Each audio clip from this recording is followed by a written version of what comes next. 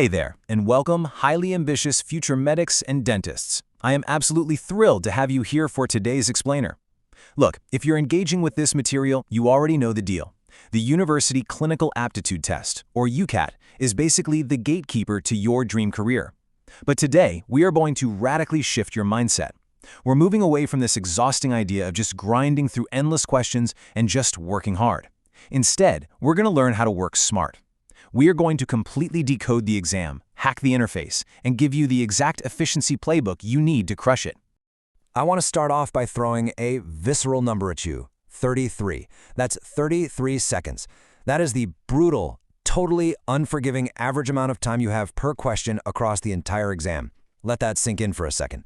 You barely have time to read a complicated sentence twice, let alone sit there and panic. So, how exactly do you beat a clock that fast? I mean, let's establish a fundamental truth right out of the gate. A lack of intelligence, that is not your primary enemy today. You're all incredibly smart. Your enemy? Actually, scratch that. Your only real enemy in the UCAT is time. If you all had 5 hours to sit this test, you'd probably all get perfect scores, but you don't. Okay, let's quickly run through our roadmap for this explainer.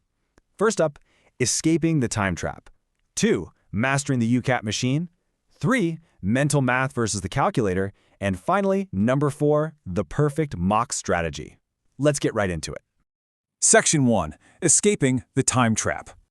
Right, to escape this trap, we're going to borrow a concept straight out of the ER, triaging.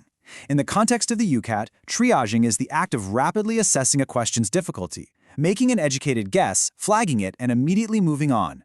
I need to warn you right now, the UCAT is absolutely 100% not for perfectionists. Think about it. If you stubbornly spend 3 minutes on a highly complex abstract reasoning puzzle, you've just sacrificed 5 easier questions that you won't even get to see before the timer runs out. Every question is worth 1 mark. Your job? Harvest the easy marks first. Which brings us to a massive, fundamental rule. Never leave an answer blank. The exam does not penalize incorrect answers. There is 0 negative marking. This means an educated guess literally always maximizes your score potential. If that clock is ticking down, or a question is clearly just designed to be a massive time sink, just pick an answer. Never ever leave a question blank. Give yourself that 20 to 25% statistical chance of getting it right, flag it for later in case you have spare time, and keep your momentum moving forward. Section 2. Mastering the UCAT machine. Okay, think about the huge contrast between average prep and top scorer prep. Average prep relies heavily on clicking the mouse, burning out on 15 unreviewed mocks, and totally fumbling with the on-screen calculator. Top scorers?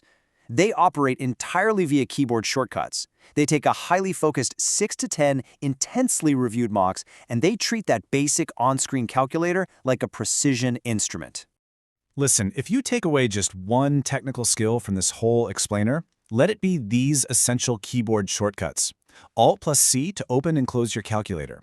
Alt plus N for the next question. Alt plus P for previous, and Alt plus F to flag. Rapidly firing off these shortcuts and building up that muscle memory, it literally saves you minutes over the course of the exam. Every single second you spend reaching for a mouse is a second lost.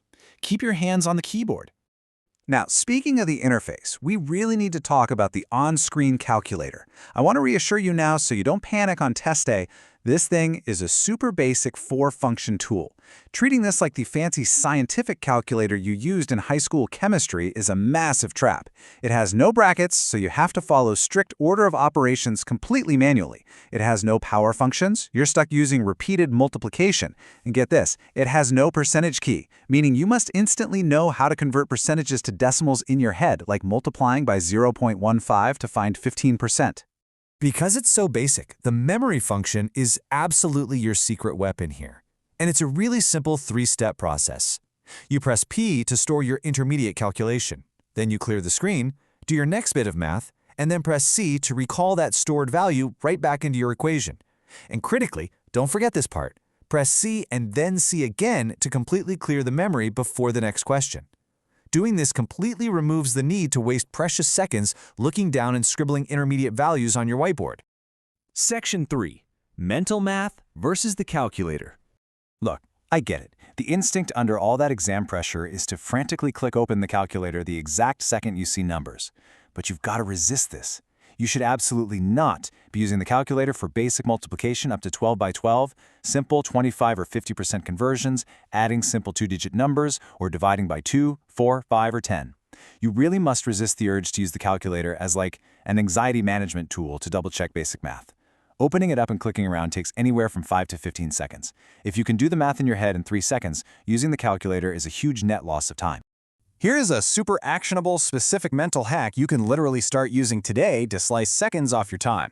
Need to divide a large number by 5? Don't even touch the calculator. Just multiply the number by 2 in your head and move the decimal point one place to the left to divide by 10. For example, 370 divided by 5. Double it to get 740, drop the 0, and you get 74. Boom! Done before the calculator overlay even loads on your screen.